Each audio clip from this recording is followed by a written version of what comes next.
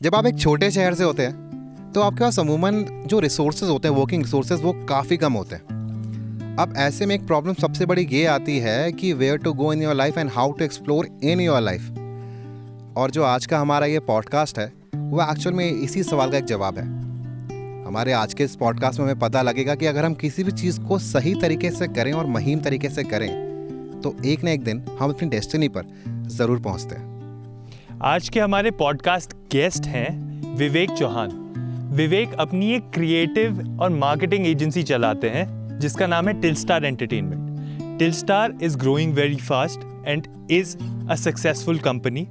और विवेक इतनी कम उम्र में जितना प्रोफेशनल एक्सपीरियंस लेकर आए हैं उसके बेस पे जो उन्होंने नॉलेज एक्यूमुलेट की है उस बेसिस पे स्पेसिफिकली आज वो कंटेंट क्रिएशन, इन्फ्लुएंस और डिजिटल मार्केटिंग पे बात करने वाले हैं। So if you want to become an influencer तो आपके लिए पॉडकास्ट बहुत इंपॉर्टेंट है।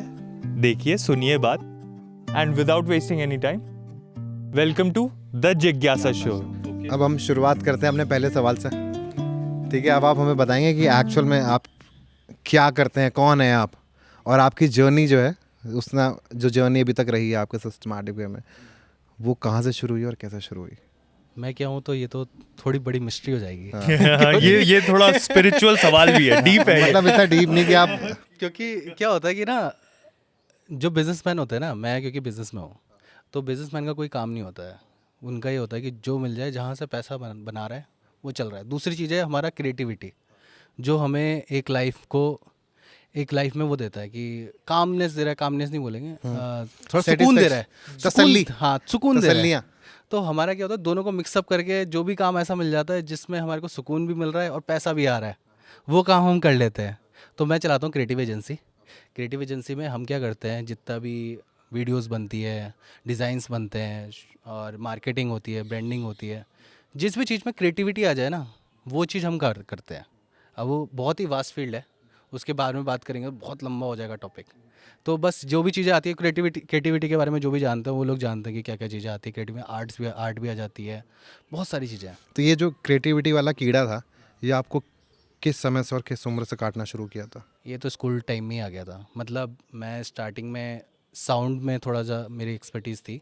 मैं स्कूल में गाने बनाता था, डीजे सॉन्ग्स बनाता था। सबसे पहले ओके मैं गाने मिक्स करता था। ओके। तो उस टाइम मेरा नाम था डीजे टोनी। DJ Tony. शामिल को पता होगा। DJ Tony. टोनी भाई। तो उस टाइम में ना गाने मिक्स करने का बहुत शौक था। उस टाइम मैशअप चलते थे, अगर आपको याद हो। मतलब आई थिंक 2010-11 में बहुत ज़्यादा फेमस थे। तो बॉलीवुड मैशअप्स। हाँ, तो मैं क्या करता, वर्चुअल डीजे करके सॉफ्टवेयर था और 1-2 क्यूबेस करके था, FL स्टूडियो था, इनका यूज़ करके मैं गाने मिक्स करता था और बना के डालता था। तो मुझे मज़ा आता था उसमें करने में। मतलब ये ऑनलाइन डालते थे कि कॉलेज उस के टाइम तो इवेंट्स, online तो स्कूल उस के टाइम इवेंट्स के लिए? मैंने अपने सिस्टम में सेव करे हुए थे और मैं सबको पेन ड्राइव में बांटता था।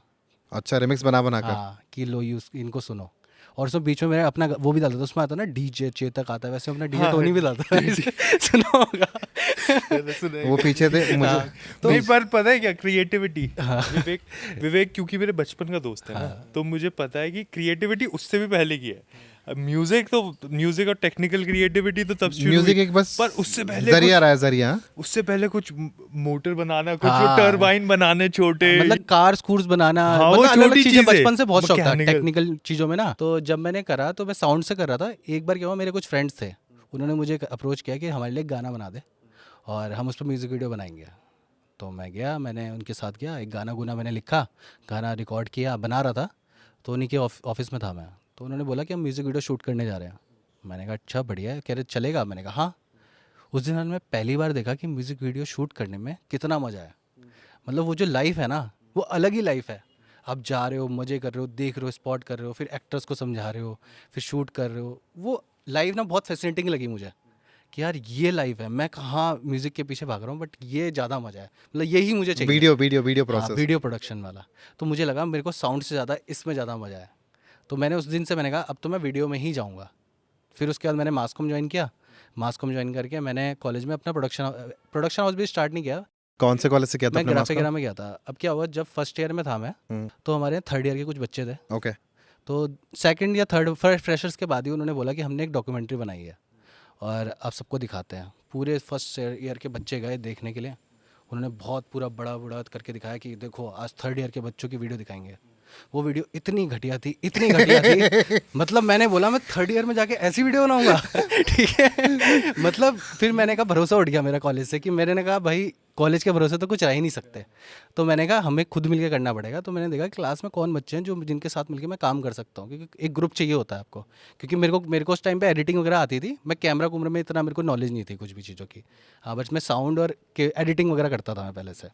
तो मैंने बोला जिसको देखा कैमरे का इसका नॉलेज है, ये स्क्रिप्टिंग अच्छी करता है, ये एक्टर अच्छा है। हमने सब ने मिलकर ग्रुप बनाया और हम जाके शूट करते थे, कुछ भी शूट करते थे, प्रैंक बनाते थे, डॉक्यूमेंट्री बनाते थे, स्किट्स बनाते थे, शूट करते थे बस। तो धीरे धीरे करके अब जब हम अच्छा करने लगे तो सबको पता चल गया। फिर हमने क्या धीरे धीरे करके नाम रख दिया हमने टिल स्टार करके, कंपनी का जो भी चल रही है मेरी कंपनी। अच्छा, कॉलेज टाइम में रख दिया था? हाँ, फर्स्ट ईयर में स्टार्ट कर दिया था हमने। Okay okay. तो अब करते करते जैसे फर्स्ट ईयर के एंड तक आया तो मेरे को पूरा कॉलेज में अच्छा नाम हो गया था। सब जानते थे कि मास कॉम प्रोडक्शन का एक प्रोडक्शन हाउस है। सेकंड ईयर में क्या हुआ, कॉलेज के बच्चों ने ही हमें अप्रोच कर दिया कि हमारी म्यूज़िक वीडियो बना दो, हमारा कुछ ये काम कर दो। तो हमने शूट करने शुरू कर दिए, उससे हमारे को पैसे मिलने लगे। लोग ने बोला कितने पैसे लोगे, हमने कहा पैसे भी मिलते हैं। मतलब इस हमने सोचा भी नहीं था कि पैसे मिलेंगे, हम तो बस अपने मजे के लिए कर रहे थे। अब लोगों ने पैसे देने शुरू करे तो हमने एक म्यूज़िक वीडियो करी, 2 म्यूज़िक वीडियो करी, 3 करी, 4 करी। ऐसे करते करते अब क्या हुआ, पैसे आने लग गए। तो हम ना जो एक्चुअल स्टार्टिंग में हमने सोचा था कि हम ऐसे कुछ करेंगे, वो ऑटोमेटिकली छटते छटते अपने आप ही हम उसमें जाने लग गए। तो थर्ड ईयर आते आते हमारे ना देहरादून में अच्छा मार्केट बन गया था, कि हमारे पास अच्छे क्लाइंट्स हो गए थे, अच्छे कॉर्पोरेट्स क्लाइंट्स भी मिल गए। कॉलेज के अंदर भी और कॉलेज के बाहर भी? कॉलेज के अंदर तो ख़त्म, कॉलेज के बाहर ही बन गए थे हमारे। कॉलेज के अंदर तो अलग थे, मतलब कॉलेज के थ्रू हमारा कनेक्शन हुआ, और कॉलेज के बाहर मतलब देहरादून में अच्छे क्लाइंट्स हमारे बन गए थे। एक के बाद एक के बाद एक फिर से प्रोजेक्ट आने लग गए, क्योंकि मेरा हमेशा से था कि मैं ना अपना 100% देता हूँ हर प्रोजेक्ट में। तो जो भी काम कर रहे हो क्लाइंट को सेटिस्फाई कर दो, ठीक है, कि वो तुम्हारे काम से खुश हो जाए। तो वो बार बार रिपीट करते हैं हमेशा क्लाइंट। लोग क्या करते हैं, अपना पैसा देखते हैं सबसे पहले, कि हमारा प्रॉफिट निकल जाए। सोने की मुर्गी को मार दिया, हाँ, उसका तो बस। अंडा देना बंद कर देती है। हाँ वही। तो अगर आप हमेशा क्लाइंट को सेटिस्फाई करोगे ना, वही आपका वर्ड ऑफ माउथ बन जाएगा। वही 4 लोगों को जाके बताएगा भाई देखो उनसे काम कराओ। हाँ नहीं, एग्जैक्टली, हाँ बिल्कुल, यही फंडा, धंधे का फंडा तो वही। यही है, बाजार में रहना तो ऐसे काम होता है। वही एक बार आपका हाँ ब्रांड वैल्यू बन जाए, फिर आप अपनी प्राइस बढ़ा दो। बट स्टार्टिंग में तो आपको वर्ड ऑफ माउथ बनाना पड़ेगा, अपना काम ही दिखा के, वही आपका मार्केटिंग है। तो वही करके मैंने स्टार्टिंग में काम इकट्ठा करा। अब क्या हुआ, मैंने बहुत सारे ब्रांड्स के लिए काम कर दिया था एजेंसी के थ्रू। तो कॉर्पोरेट फिल्म्स तो बनाता था। एजेंसी यहीं की थी, बाहर बाहर की थी? की एजेंसीज भी आती थी, यहाँ के भी कुछ थे जो मेरे मेंटर्स थे, जिनके थ्रू स्टार्टिंग से मैं जुड़ा हुआ था जब मैं कॉलेज में था। कॉलेज टाइम से वो पुराने हाँ, पुराने तो, अपने हाँ, क्लाइंट्स। तो वो भी मेरे को अच्छे अच्छे काम देते थे। तो उसके थ्रू भी मैं और लोगों से जुड़ता गया। तो जब मैंने ब्रांड्स के साथ काम किया ना, तो तब मुझे पता चला कि किस तरीके से ब्रांड काम करती है। वो मुझे बताते थे कि ये चीज़ ऐसे करनी है, ये ऐसे करनी है। मेरे को स्टार्टिंग में लगता क्यों करा रहे हैं ये ऐसे क्यों करना है, ऐसे अच्छा लग रहा है, ऐसे अच्छा लग रहा है, इनको क्या चाहिए। तो उस टाइम मैं गाली देता था इनको कि यार ये ज़बरदस्ती काम करा रहे हैं। बट धीरे धीरे चीज़ें समझ आई कि ये क्यों ऐसे कर रहे हैं, क्योंकि हमारे को कॉलेज में सारी नॉलेज नहीं मिलती है। स्ट्रैटेजी उनकी फिक्स होगी, टर्म्स होती है, कमर्शियल टर्म्स होती है, corporate terms, branding guidelines use करनी गाइडलाइंस, पड़ती हाँ है। एग्जैक्टली, हाँ ठीक है, यस यस। इक्विपमेंट्स का कोई आइडिया नहीं था कि लाइट से इतनी टाइप की लाइटें होती है। हमें क्या पढ़ाया था, सिर्फ फ्लड लाइट और की लाइट, एक स्पॉट लाइट होती है और एक फ्लड लाइट होती है। बट बाहर जाके पता चला इतनी टाइप की लाइटें होती हैं, और हर शॉट में अलग अलग तरीके की चीज़ें होती है। कैमरा भी अलग अलग तरीके होते हैं, ठीक है, फंक्शन अलग अलग होते हैं। अब जैसे हम सिनेमा में अगर हम टीवी पे दे रहे हैं तो बस उसमें अलग कोडेक जाएगा, सिनेमा के लिए अलग कोडेक जाएगा, वेब के लिए अलग जाएगा, पूरी उसका टाइमलाइन अलग बनेगी। तो वो चीज़ें क्लाइंट उनके जैसे बड़े बड़े क्लाइंट्स के साथ काम करते हैं ना, तब समझ आती है। हम क्या आजकल के बच्चे क्या हैं, आजकल के बच्चे सोचते हैं हम जैसे बड़े होंगे, जैसे काम करते हैं हमारे पास तो नेटफ्लिक्स की डॉक्यूमेंट्री आ जाए, हम उसका काम कर देंगे सीधे। बट उनको पता नहीं चलता कि वो एक एक स्टेप आता है। पहले आप उन लोगों के साथ काम करो जिन्होंने उस लेवल का काम किया है, तो वो आपको सिखाएंगे कि क्या क्या चीज़ें उसमें ज़रूरत है। नहीं तो क्या है, आप सीधे उनके पास जाओगे, पहली बार में आपका नाम खराब हो जाएगा, फिर अगली बार वो आपको यकीन ही नहीं करेंगे। पहली बार तो शायद एंटरटेन भी ना करें। हाँ एंटरटेन, बट entertain ही अगर नहीं कैसे भी करेंगे। चले भी गए, मतलब जैसे सोचते हैं ना लोग एंटरटेन तो करेंगे ही नहीं, बट कुछ कुछ रेफरेंसेस चले जाते हैं। तो एक बार आपका नाम खराब हो गया, फिर आपकी ब्रांड वैल्यू खत्म है। वो दोबारा आपको फिर मौका, बहुत ही रेयर चांस है कि दोबारा फिर मिले। आपको किसी और के माध्यम से जाना पड़ेगा, हाँ। माध्यम चेंज करना पड़ेगा। वही। Exactly it happened. तो वो धीरे धीरे करके एक एक स्टेप चलता है। तो फिर उसके बाद समझ आया कि स्लो एंड स्टेडी ग्रोथ बहुत बेटर चीज़ है एज कम्पेयर टू एकदम से सडन ग्रोथ हम करें। वो हो तो जाती है gradually, like step by step. कि धीरे धीरे चीज़ें सीखो, जो भी चीज़ आप कर रहे हो वो सीखो, और फिर उसके हिसाब से चीज़ें करो। तो जब ये वाला मैंने करा, अब फिर धीरे धीरे प्रोडक्शन, जब मैं कॉर्पोरेट में आने लग गया, म्यूज़िक वीडियोज़ मैंने बंद कर दी, क्योंकि मुझे दिखा कॉर्पोरेट में ज़्यादा पैसा है। क्योंकि अब आप कितना भी कर लो, आपको अपना घर चलाना है तो पैसा तो आपको कमाना पड़ेगा। और म्यूज़िक वीडियो कौन कर रहा है? आर्टिस्ट। आर्टिस्ट के पास पैसा नहीं है, बट कॉर्पोरेट के पास पैसा है, वो दे रहा है। तो मैंने दोनों चीज़ अलग अलग कर दी। मैंने कहा अगर आपको काम करना है, पैसा कमाना है, तो कॉर्पोरेट पे ही जाना पड़ेगा। म्यूज़िक वीडियो पूरी साइडलाइन कर दी मैंने। वो करता था अपने मज़े के लिए, कुछ से पैसा मिले ना मिले, बट हमारा मेन टारगेट है कॉर्पोरेट में घुसना, कि कॉर्पोरेट में ही घुसना है। कौन से कॉर्पोरेट आपने एंटेन करे उस टाइम पर? अभी मतलब उस टाइम पे तो अलग थे, मतलब उस टाइम ज़्यादा बड़े बड़े कंपनी थे। जैसे आज अभी मेरे पास कोको कोला है, अमेजोन है, एशियन पेंट्स है, रॉयल एनफील्ड है, ओके। और मतलब बहुत ब्रांड्स हैं अभी। तो ये शूट आप पैन इंडिया जाके, मतलब ये पैन इंडिया जाके करते हो? कहीं भी हो और जाता है। Specifically in Dehradun? नहीं, देहरादून में कोई क्लाइंट वो नहीं है, सारे बाहर के क्लाइंट है। मतलब सारे बाहर ही शूट होते हैं। दिल्ली में हो रहा है, बेंगलोर में हो रहा है, बॉम्बे में हो रहा है, कहीं भी अलग अलग जगह पे हो सकता घनसाला जी तुम्हें ताम्रपत्र ना देते हैं कहीं?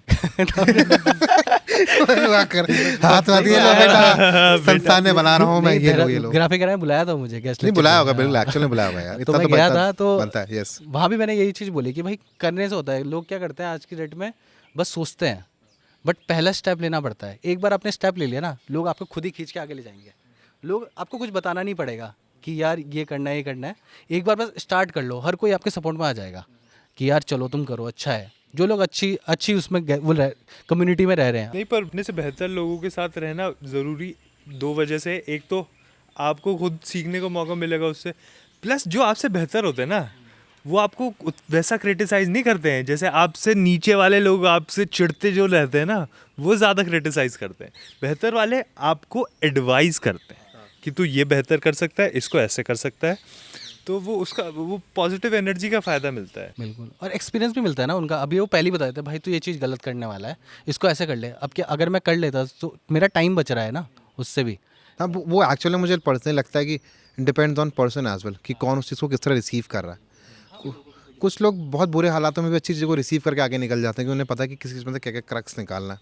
That matters a lot. वो चीज़ें तो बहुत इंपॉर्टेंट है एक्चुअल में, उसके बिना काम होता भी नहीं है। मैंने एक रील देखी इंस्टाग्राम पे, तो उसमें कोई मार्केटर है, फेमस मार्केटर, मैं नाम भूल रहा हूँ। उसने एक बात बोली थी, if you are not a digital marketer in this current age, then you are not a marketer.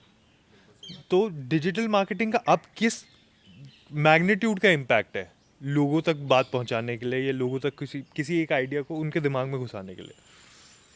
आज की डेट में ना क्या हो रहा है कि अभी भी इंडिया में बोले ना, जैसे मैं अपनी चीज़ बताता हूँ। मैं जैसे पहले काम कर रहा था तो मैं सिर्फ इसी में था, बट क्या हुआ, लॉकडाउन जब आया ना, लॉकडाउन के बाद पूरी चीज़ें चेंज हो गई एकदम से सडन। पहले लोग टीवी देखते थे और वो करते थे, बट लॉकडाउन में और एक जियो के आने से, जियो और अगर लॉकडाउन और जियो ना आता तो इतना ज़्यादा बूम नहीं होता इस इंडस्ट्री में।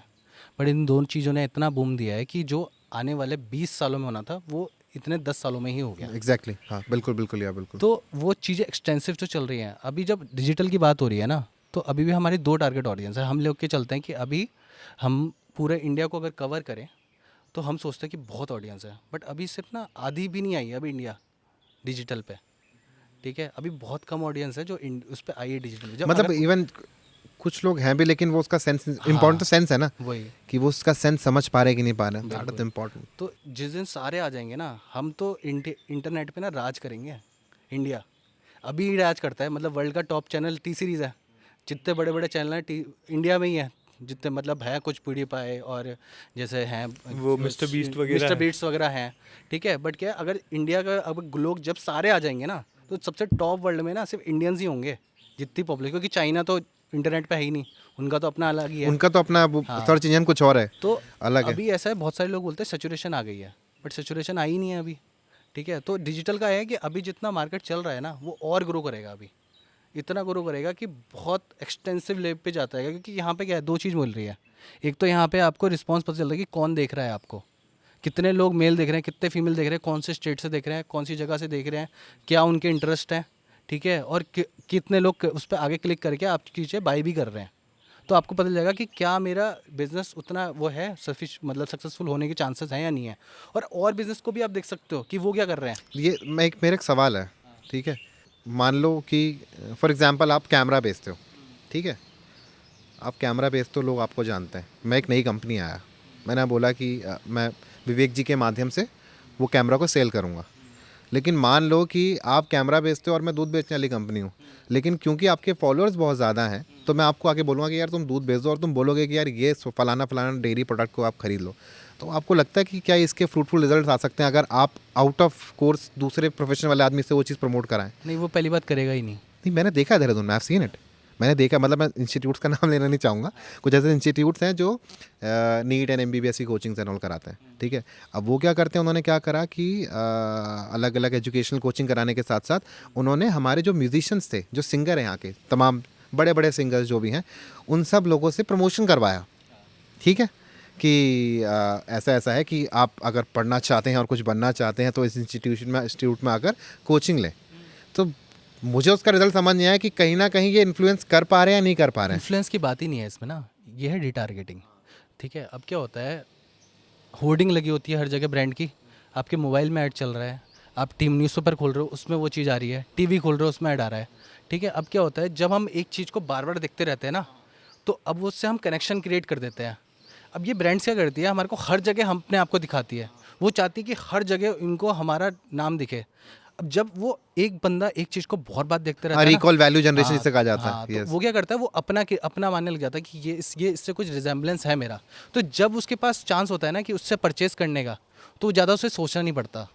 तो इसीलिए जो रिटारगेटिंग करी जाती है ना, भले ही उससे डायरेक्टली इतना फ़ायदा नहीं हो रहा है। अब जैसे यूट्यूब पे इतने ऐड आते हैं, आप कभी नहीं खरीदोगे यूट्यूब से। जो वो सेल्स का परचेस का वो है ना, रेशो बहुत कम है। इंस्टाग्राम पे बहुत ज़्यादा है। और एक्सट्रीम है, यस, हाँ। हाँ, ठीक है। तो क्या होता है, यूट्यूब पे हमेशा क्या होता है, रिटारगेटिंग की जाती है। आपको शॉटगन मार्केटिंग, आपके सबकॉन्शियस माइंड में उसको बस जनरेट किया जा रहा है डायरेक्ट बार बार लगातार। ये चीज़ है, आपको पता नहीं चल रहा है, बट आप उस प्रोडक्ट के बारे में जानते जा रहे हो और ज़्यादा इन्फॉर्मेशन लेते जा रहे हो। तो जिस दिन आपको प्रोडक्ट दिखाया जाएगा ना, एक दिन सडन से आपके पास वो प्रोडक्ट आएगा इंस्टाग्राम पे, आप बोलोगे हाँ मुझे तो इसकी जरूरत है, और आप खरीद लोगे। 2 मिनट नहीं सोचोगे आप। ऐसे ही मेरे साथ क्या हुआ, अभी जैसे एक दिन, अभी कुछ दिनों पहले की बात है, मैं रात को मैंने ऐसे ही सोच रहा था, बात कर रहा था। अब क्या होता है, किस चीज़ की बात करो तो उसके भी ऐड आने लग जाते हैं। तो वो गूगल पकड़ता है उसको, आप उन्हें अलाउ करते हो तो वो। अब मुझे हुडी खरीदनी थी, तो मैं ऐसे ही बोल रहा था हुडी लेनी है, रात को मेरे को ऐड आया। अब पहले उसमें भी आते रहते हैं, मेरे को ऐसे ही ऐड आया रात को, मैंने देखा हुडी सही लग रही थी और मैंने बाय कर ली, सोचा भी नहीं, ठीक है। मैं बाद में सोच रहा हूँ मैंने क्यों खरीद ली। हाँ हाँ, यस। बट ऐसा होता नहीं कि आप इंस्टेंट चीज़ें आती हैं और इंस्टेंट आपको दिखती है और खरीद लेते हो आप। इच्छा और जेब में पैसे दोनों अचानक से आ जाते हैं। इंट्यूटिव है, अब सब सारा गेम इंट्यूटिव है। अब ना ब्रांड्स वहीं जाती है जहाँ पे लोग जाते हैं। एक टाइम था लोग ना वो मतलब कतई कातिल फ़ैन होते थे, ठीक है, सलमान खान के, शाहरुख खान हाँ, के। Yes yes, exactly. अब वो उतना लेवल का नहीं रह गया। अब लोग क्या है, इन्फ्लुएंसर्स के थ्रू जा रहे हैं। इन्फ्लुएंसर अब वहाँ पे क्या करते हैं लोग ना, रिलेट कर पाते हैं उनसे कि ये भी हमारे जैसा है तो हम भी इसके जैसा बन सकते हैं, ठीक है, हम भी पहुँच सकते हैं। तो वहाँ पे ना रिलेटिबिलिटी आ जाती है उनकी। तो सारी ब्रांड ना देख रही है कि अब ये जो देख लोग क्या चाहते हैं, लोग उनको फॉलो कर रहे हैं जो रिलेट कर पा रहे हैं अपने आप से, ठीक है। अब जैसे वो है कौन सी वो है, कपूर, श्रद्धा, हाँ। तो जैसे श्रद्धा कपूर है, श्रद्धा कपूर आज की डेट में ट्रेंड में बनी है, उसकी अभी कोई फिल्म नहीं आई, कोई चीज़ नहीं आई, अभी कोई ऐड नहीं आ रहा, ठीक है, तब भी वो रिलेटेबल है। वो कुछ नहीं कर रही है, वो जाके हर मीम पेज पे कमेंट का रिप्लाई कर रही है, हर जगह जाके उसका रिप्लाई, जो भी उसको बोल दे कि मेरे को रिप्लाई दे दो, वो रिप्लाई दे रही है, मैसेज का कमेंट कर दे रही है। सोशल मीडिया में फैली हुई है सिर्फ इस चीज़ से कि वो रिलेटेबल है। वो लोग क्या बोल रहे हैं, वो सादे कपड़े पहनती है, ज़्यादा बन ठन की रहती है, किस लिए?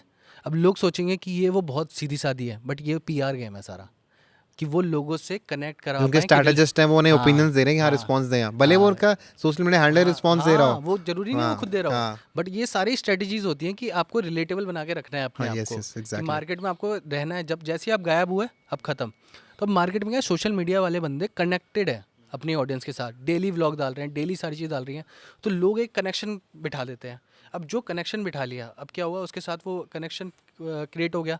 अब वो बंदा कुछ भी बोल रहा है ना, तो बंदा यकीन कर लेगा। अब जैसे मैं श्यामल को कुछ बोलता हूँ कि यार श्यामल ये वाला माइक तो बहुत अच्छा है, ये वाला माइक ले ले, मैंने टेस्ट करके देखा है, ठीक है, या फिर ये वाला माइक ज़्यादा बढ़िया है, तो श्यामल क्या सोचेगा कि हाँ यार ये मेरा दोस्त है, मुझे ना सही बता रहा होगा, और क्षेत्र का भी है, हाँ, उस फील्ड का भी है एक्चुअल में, तो ये सही बता रहा होगा, इसलिए मुझे यही लेना चाहिए। तो यहीं पे गेम आता है इन्फ्लुएंसर का। तो उसमें क्या होता था, पहले जो सेलिब्रिटीज़ वाला था, वहाँ पे क्या था, वो उसको अपना आइडल देखते थे, ठीक है, कि वो आइडल हैं, वो हमारा यूज़ कर रहे हैं, तो वहाँ भी वही चीज़ हो रही है। यहाँ पे क्या है, वो एज अ गाइड उनको बता रहे हैं कि भाई हम ये चाहते हैं कि तुम भी ये प्रोडक्ट मैंने यूज़ करके देखा है, तुम भी ये चूज़ करो। अब क्या है, यहाँ पे उनका ब्रांड का कॉस्ट भी कम आ रहा है, यहाँ पे उनको सेम वो मिल रहा है। और दूसरा क्या है, सब हर जगह क्या होता है जहाँ भी इन्फ्लुएंसर मार्केटिंग होगी ना, वहाँ पे वो अपना कोड देंगे, तो उनको वहाँ से क्या है, जब भी बंदा परचेस करेगा तो डिस्काउंट मिल जाएगा उनको। अच्छा, हाँ, लोग बोलते हैं कि मेरे कोड के माध्यम से आप आओगे तो आपको डिस्काउंट मिलेगा। हाँ, तो अब क्या ब्रांड देखना चाहती है कि इस इन्फ्लुएंसर्स के थ्रू हमारे पास कितनी डील आई। अच्छा, हाँ, तो ये देखने का तरीका होता है कि ये इन्फ्लुएंसर हमारे लिए सेल्स आ रहा है। अगर एक बार मैंने सेल्स अच्छी लेके आया तो ब्रांड फिर से आएगी मेरे पास। और उसी के बेस पे प्रायोरिटीज बढ़ती हैं हाँ, एक्चुअल इन्फ्लुएंसर्स के। और जितनी आप ब्रांड के साथ काम करोगे उतना ज़्यादा आपके वो प्रोडक्ट्स बढ़ते जाएंगे, इन्फ्लुएंसर्स बढ़ते जाएंगे। क्योंकि अभी क्या होता है, बहुत सारे लोग इन्फ्लुएंसर में आते जा रहे हैं। लोग सोचते हैं कि हम भी, हमारे फॉलोअर हो गए। आप देखोगे लोगों के बहुत मिलियन फॉलोअर्स हैं, बट उनके पास कोई ब्रांड्स नहीं है। ठीक है, कितने ब्रांड्स उनके साथ वो सोचते हैं कि हमारे पास खुद ही चल के आएंगे। कुछ तो यार फेक फॉलोअर्स वाला भी है हाँ, प्रोसेस। तो वही चीज़ हो जाती है। ऐसे खुद, एक तो सबसे पहले ब्रांड खुद नहीं चल के आएगा, आपको कुछ ब्रांड के साथ काम करना पड़ेगा, तभी जाके आपके पास और मतलब brand- क्या ये आप ये कह रहे हो कि सेल्फ इनिशिएटिवली, फॉर एग्जांपल कि मेरे ब्रांड नहीं आया, बट मैंने कहीं ना कहीं ये माइक लगा रखा है जिसका नाम है, और मेरी अगर रीच ऑटोमेटिकली बढ़ रही है तो मैं ब्रांड के विजन में आ जाऊंगा ऑटोमेटिकली किसी न किसी। कि अगर मेरा नेटवर्क बढ़ रहा है, अभी मेरा इंटेंशन नहीं कि मैं जूम के लिए ऐड करूंगा, बट समहाउ जूम ने देखा कि हाँ मैं अपना माइक लगा के यहाँ पॉडकास्ट कर रहा हूँ और मेरे पास लोग मौजूद हैं, तो कि इस सिचुएशन में भी ब्रांड ऑटोमेटिकली आते हैं। डिपेंड करता है कि अगर आपके कंपटीशन नहीं है, मार्केट में कोई नहीं है। अब क्या होता है, एज अ एजेंसी हमारे को तो मार्केटिंग करनी है, तो हम मार्केट में अगर या तो खुद ही हमारे पास लोग आ जाए, या हम मार्केट में जाके लोगों को ढूंढेंगे। ठीक है, कि हमारे को जैसे जूम का ही करना है मार्केटिंग, अब हमारे पास इतना बजट आया कि हमने इतना बजट इन्फ्लुएंसर्स पे खर्च करना है, तो अब हम मार्केट में या तो हमारे पास खुद आ रखी हो प्रोफाइल्स कि ये प्रोफाइल्स है, एजेंसीज़ ने भेज दी। फिर अगर नहीं हुई, मार्केट में कोई नहीं है, कोई इन्फ्लुएंसर ही नहीं है जो हमारे को मार्केट कर सकता है, तो हम क्या देखेंगे, कौन इन्फ्लुएंसर है जो हमारा प्रोडक्ट यूज़ कर रहा है, उसको बोलेंगे कि तुम प्रोडक्ट कर रहे हो, हम तुम्हारे को अपना अगला प्रोडक्ट फ्री में भेजेंगे। अच्छा, ठीक है, ये अलग किस्म का प्रलोभन है कि हाँ पहले मुफ्त में दे देंगे हाँ, तुम्हें। कि हम आपको फ्री में देंगे, आप हमारा प्रोडक्ट यूज़ करो और फिर आप उसका डालो, उसके बारे में रिव्यू डालो, पैसा नहीं देंगे। पहले आपको फ्री में प्रोडक्ट मिलेंगे, पैसा नहीं मिलेगा। एक बार आपने करा, उससे रिस्पॉन्स सही है, अगली बार आपको पैसा ही मिलेगा, प्रोडक्ट भी मिलेगा। ओके, तो ये एक एक करके स्टेप चलता है। सीधे आपको ब्रांड फर्स्ट टाइम पे ही पैसा नहीं पकड़ाएगी। नहीं पकड़ाएगा। अगर आपने दूसरी ब्रांड के साथ काम किया है तब हो सकता है चांसेस, अगर आपने किसी ब्रांड के साथ काम नहीं किया है, सबसे पहले पैसा नहीं मिलेगा। भाई आपके मिलियन फॉलोवर चाहे कितने भी हो, बट आपके ब्रांड के साथ काम करना बहुत इंपॉर्टेंट है, चाहे कोई सी ब्रांड हो। तभी आपको नाम मिलेगा, आइडेंटिटी मिलेगी। ऑथेंटिसिटी भी करती है, क्योंकि ब्रांड ना देखना चाहते हैं कि ये बंदा जेन्युइन है या नहीं है। ठीक है, अब ब्रांड ने पैसा तो दे दिया, क्योंकि इन्फ्लुएंसर्स के साथ एडवांस जाता है, बंदा लेके भाग गया पैसा, एजेंसी क्या करेगी, एजेंसी को तो आगे देना पड़ेगा ना। yes. ठीक है, तो ये बहुत सारी चीज़ होती है, ट्रस्टेबिलिटी होती है आज की डेट में। तो इसलिए वो पहले आपको बहुत सारी ब्रांड के साथ, अब जैसे एजेंसीज भी ऐसे काम करती है। अब जैसे मैं हूँ, मेरे पास काम इसलिए आता है क्योंकि मैंने ऑलरेडी एजेंसीज के साथ, मतलब ब्रांड के साथ काम किया हुआ है। मेरे ब्रांड दिखाता हूँ कि मेरे पास ये ब्रांड हैं, तभी तो और ब्रांड ट्रस्ट करेंगे, क्योंकि मैंने को इन ब्रांड्स ने मेरे साथ ट्रस्ट किया है जो ऑलरेडी जेन्युइन है। तो और ब्रांड्स कतराएगी नहीं काम करने से कि हाँ भाई ये ट्रस्टेड बंदा होगा, इसलिए इसने इन ब्रांडों के साथ भी किया हुआ है। तो ऐसे इन्फ्लुएंसर के साथ भी सेम ही चीज़ है। पहले आपको ना खुद ही अप्रोच करना पड़ेगा ब्रांड को जाके, भले आपके 100 फॉलोवर हैं, चाहे 2000 फॉलोवर है, 5000 फॉलोवर है। ठीक है, आप बोलो कि मैं आपका ब्रांड वो डालूंगा। ठीक है, बस पहले से भी बोल दो कि मैं आपको बस प्रमोट करना चाहता हूँ फ्री ऑफ कॉस्ट। जैसी ब्रांड देखेगी ना, कोई और ब्रांड देखेगी कि आप प्रोडक्ट वो कर रहे हो, वो अपना प्रोडक्ट भी आपसे कराना चाहिए, अगर आपके इंगेजमेंट अच्छा है। आज की डेट में वो नहीं हो रहा है कि आपके फॉलोवर्स हैं, कितने फॉलोवर्स हैं, आपके पेज पे व्यूज़ आ रहे हैं, इंगेजमेंट है, लोग कमेंट कर रहे हैं, आपको ब्रांड वो दे देगा ब्रांड। अच्छा, जैसे जैसे स्ट्रैटेजीज इंस्टाग्राम भी, मतलब मैंने इंस्टाग्राम का देखा, पहले ये होता था कि इन कोलैबोरेशन आप एक व्यक्ति को ले सकते थे, ठीक है, 5-5 ले सकते हो, और इवन मैंने भी अपने प्रोफाइल पर उससे फॉलोअर्स उस माध्यम से बढ़ाए, और उसमें ये था कि हाँ आपके पेज पे भी आ जाएगा, उसके पेज पे भी आ जाएगा। और जब मैं एक म्यूज़िक स्टूडियो मैनेज कर रहा था, तो मैंने उस टाइम ये रियलाइजेशन करा कि जितने भी यहाँ के तमाम सिंगर्स हैं, ठीक है, क्यों कहा जाता है कि किसी एक प्रोडक्ट की लाइफ बहुत छोटी हो चुकी है। स्पेसिफिकली बाकी का तो पता नहीं, अगर मैं संगीत की बात करूँ तो उसकी लाइफ इसलिए छोटी हो चुकी है कि लोग, मान लीजिए मैं यहाँ बैठा हूँ, मैं हाथ हिला रहा हूँ, डांस कर रहा हूँ, तो हर एक जितने भी हमारे सिंगर्स हैं यहाँ के, वो इन कोलैबोरेशन हर एक व्यक्ति को ले लेते हैं, क्योंकि भले उसके 300 फॉलोअर्स क्यों ना हो, 400 फॉलोअर्स क्यों ना हो, ठीक है, क्यों, क्योंकि उनको ये गेम समझ आ गया कि जो बड़ी कंपनी हमारे साथ कर रही हैं वो हम भी कर सकते हैं सबलेट प्रोसेस। इससे हो क्या रहा था कि हर एक व्यक्ति के फॉलोअर्स बढ़ रहे हैं। अब मान लीजिए मैं बहुत जनरल आदमी हूँ, मेरी वीडियो में 200 व्यूज़ आते हैं, 300 व्यूज़ आते हैं, या फिर 15 से 20 लाइक आते हैं। अब क्योंकि लोगों को मेरा गाना पसंद आया और मेरा डांस पसंद आया, तो मैं भी हाइक पे चला जाऊंगा, और कहीं ना कहीं जो हमारे इन्फ्लुएंसर्स हैं वो भी हाइक पे चल जाएंगे। तो मुझे तो बड़ा ही इंटरेस्टिंग सा गेम लगा है इंस्टाग्राम का, कि आप 5 इन कोलैबोरेशंस कर सकते हैं, आप 5, कि अगर आदमी 500 भी है तो 2000 2-2500 रुपये 2-2500 व्यूज़ आराम से बन गए उसके। अब ये चीज़ का लोग फ़ायदा उठा रहे थे, जैसे दो लोग फॉलो उसमें कोलैबोरेशन में कर रहे थे कि एक बंदे के फॉलोअर्स हैं 1 लाख, एक बंदे के फॉलोअर हैं 5000, तो दोनों कोलैब करके दोनों के वो व्यूज़ आ रहे थे और दोनों की इंगेजमेंट बढ़ रही थी। अब इंस्टाग्राम ने क्या कर दिया, अगर दोनों के बैलेंस नहीं है फॉलोअर्स में हाँ हाँ, तो उसकी इंगेजमेंट बैलेंस हो जाएगी, अच्छा ओके। दोनों को बैलेंस होके एक उस पर आ जाएगा कि ऐसा नहीं होगा कि अगर एक के फॉलोअर ज़्यादा हो दूसरे के बहुत कम है तो उसको वो बूस्ट कर boost देगा। होएगा। हाँ, उसके बेसिस पे नहीं करेगा, वो दोनों को पैरेलल रख के करेगा बूस्ट। उतने ही लोगों तक रीच मतलब- देगा जितने लोगों तक है आपके पास। मतलब एक के अगर 5000 फॉलोअर्स हैं और एक के 50,000 हैं, हाँ, तो तो- एवरेज 25,000 के करीब आ जाएगा कि 25,000 लोगों का वो बना देगा कि ये उससे भी कम कर देगा।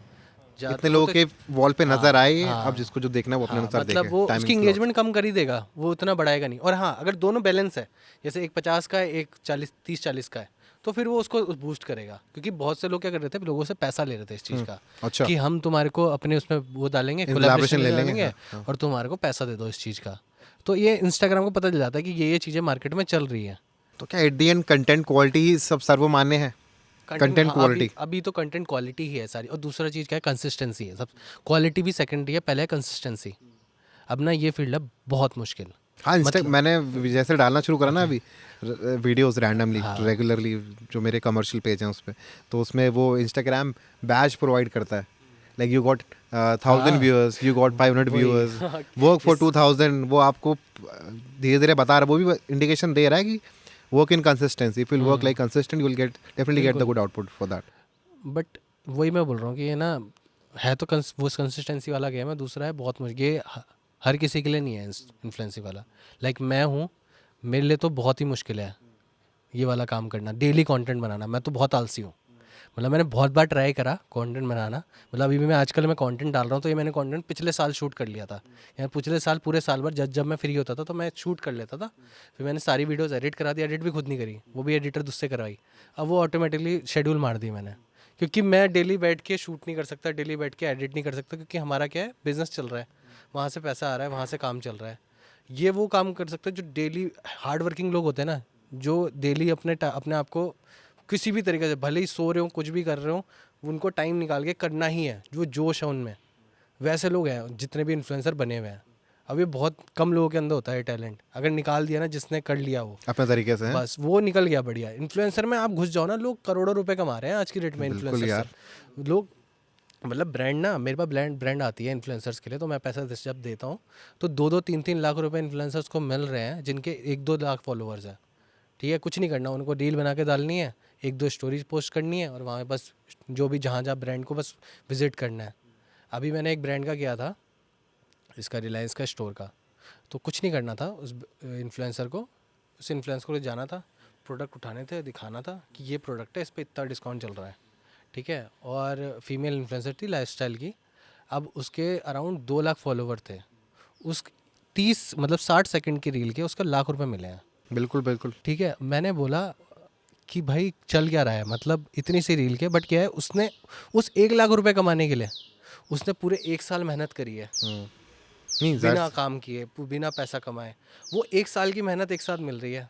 आदमी मतलब हाँ, आदमी काम ही कर रहा है, सोने का समय नहीं बस। लेकिन हाँ, वही है कि दिमाग में आपके फितूर बैठ जाता, तो आप कर ही रहे हो। आप कब किस दिन वो क्लिक आ गया और आप छट से हाथों हाथ मामला आपका सेटल हो चुका बट है। दूसरी जगह एक और बढ़िया चीज़ है, आप एजेंसी खोल लो। अगर आपको इन्फ्लुएंसर नहीं बनना, आप एजेंसी खोल लो। आप सीधे आप ब्रांड लेके आओ और एजेंसी कॉर्पोरेट से काम करो। अब एजेंसी को क्या करना होता है, मेरा काम कुछ नहीं होता। मेरा ब्रांड बोलती है कि मेरे को इन्फ्लुएंसर चाहिए, अब मेरे को इन्फ्लुएंसर लेके आना है। मेरे को ब्रांड ने बोला इतना बजट है, मेरे को इन्फ्लुएंसर बोलेगा कि ये है तो वैसा वही वाला ब्रोकर वाला काम, बट क्या है, मैं बाकी चीज़ें भी दे रहा हूँ। हाँ हाँ, ठीक है, और भी अपने इनपुट दे रहा हूँ, मतलब आप एक ब्रोकर के कायदे से कहा जाए तो आप पूरे प्रोसेस के मैनेजर हैं। वही है कि आज की डेट में पैसा तो सारा ब्रोकर ही कमा रहा है। हाँ हाँ, जितनी बड़ी बड़ी ब्रांड ले लो, जिसका नेटवर्क, जिसका संपर्क, वही वो अपने अनुसार मैनिपुलेट करके मोनोपोली लाके काम दे देगा आपको। वही हाँ, एक्चुअली में वही है। तो अगर इन्फ्लुएंसर नहीं बनना तो आप एजेंसी खोल लो, इन्फ्लुएंसर मार्केटिंग एजेंसी। आप ब्रांड एजेंसी, आपके पास इन्फ्लुएंसर्स होने चाहिए। आप ब्रांड लेके आओ, ब्रांड से बोलो कि हमारे पास इन्फ्लुएंसर्स हैं, आप इन्फ्लुएंसर से काम कराओ। इन्फ्लुएंसर को आप कितना भी तोड़ सकते हो, क्योंकि इन्फ्लुएंसर्स को आज की डेट में इन्फ्लुएंसर को नहीं पता कि कितना ब्रांड पे कर रही है, जो फ्रेश इन्फ्लुएंसर्स है। ठीक है, बट आपको पता है कि ब्रांड कितना दे सकती है। बिलिंग आपके नाम पे होगी। अब आगे आप जितना मर्जी देना चाहो, बट जो लीगली अच्छा काम करते हैं वो दे देते हैं, 10 से 20% कमीशन लेते हैं। बट लेने वाले आज की डेट में 50% तक भी कमीशन ले लेते हैं, जिसमें वो कुछ नहीं करते। वो सिर्फ स्क्रिप्ट अप्रूव करवाते हैं, वीडियो शूट में हेल्प करते हैं, और बस ब्रांड को लालची लोग होते हैं वो। हाँ, वो मतलब ऐसे लोग के लिए कोई सजा नहीं आईपीसी में। नहीं, कानून गंदा है इस मामले में। वही मैं बोल रहा हूँ। लोग अब वही है ना कि पैसा कमाने के तरीके बहुत सारे हैं, बस ये है कि आपको मेहनत किस तरीके से करनी है वो है। नहीं तो फिर इस पे आते हैं, हमने मार्केटिंग और सोशल मीडिया मार्केटिंग की इम्पोर्टेंस और उनकी जो है ब्रांड्स की स्ट्रैटेजी समझ ली बेसिक कि वो क्या कर रहे हैं। वो इन्फ्लुएंसर को अब ज़्यादा फोकस में लेके आ रहे हैं। पर जैसे एक सक्सेसफुल इन्फ्लुएंसर है, उसके स्टेज तक पहुंचने के लिए, क्योंकि नए लोग हैं, किसी को नहीं पता, अब नए बच्चे आ रहे हैं, ये इन्फ्लुएंसर बनना एक नया प्रोफेशन है, प्रोफेशनल अपॉर्चुनिटी है। और कोई एक नया बच्चा है, फ़र्ज़ करें 17-18 साल का, अब वो चाहता है कि मैं इन्फ्लुएंसर बनूं, एक सक्सेसफुल इन्फ्लुएंसर, वही जो लाखों करोड़ों में कमा रहा है। तो इस पॉइंट पे एल्गोरिदम के साथ उसे क्या क्या करना चाहिए और क्या उसका प्रोसेस होगा, वर्क प्रोसेस क्या होगा वहाँ तक पहुँचने के लिए? तो मैं खुद इन्फ्लुएंसर नहीं हूँ, बट मेरे कुछ फ्रेंड्स हैं जो काफ़ी इन्फ्लुएंसर, मतलब बड़े इन्फ्लुएंसर्स हैं, मिलियंस में फॉलोवर्स हैं। 2-3 चीज़ें वो बताते हैं जो कि मैं भी फॉलो करता हूँ, ठीक है। तो कभी कभी मेरे लिए काम नहीं करती, बट क्या होता है कि कभी चीज़ ऐसा हो सकता है कि आपके लिए काम करें या ना करें। बहुत ही ऐसा गेम है इन्फ्लुएंसर पे, कभी चल भी सकता है, नहीं भी चल सकता। कुछ स्ट्रेटजी होता है कि आप देखते हो ये इन्फ्लुएंसर तो एक वही स्ट्रेटजी करके फेमस हो गया, दूसरा बंदा वही सेम कंटेंट बना के डाल रहा है, बट वो फेमस ही नहीं हो पा रहा। सेम स्ट्रेटजी कर रहा है, सब कुछ सेम कर रहा है, बट वो फेमस ही नहीं हो रहा। पूरा लक का गेम है, ठीक है। अगर आपको बोल रहे हैं ना एल्गोरिदम, ऐसा नहीं है। बहुत लोगों का एल्गोरिदम चल भी जाता है, बहुत लोगों का नहीं भी चलता है, ठीक है। वो फेस वैल्यू भी होती है, वो कंटेंट भी होता है। सबसे पहले तो लोग क्या करते हैं सब कि हमारे को बढ़िया क्वालिटी चाहिए, हमारे को बढ़िया कैमरा होना चाहिए, ये होना चाहिए। तो सबसे पहले जो गलती करते हैं वो यही करते हैं, वो महंगा कैमरा खरीद लेंगे, महंगा सारी चीज़ें कि वो ले लेंगे, इक्विपमेंट ले लेंगे, और फिर ये सोचेंगे कि अब हम कंटेंट बनाते हैं। बट पहला ये करना है कि आपके पास जो है उसी में बनाओ।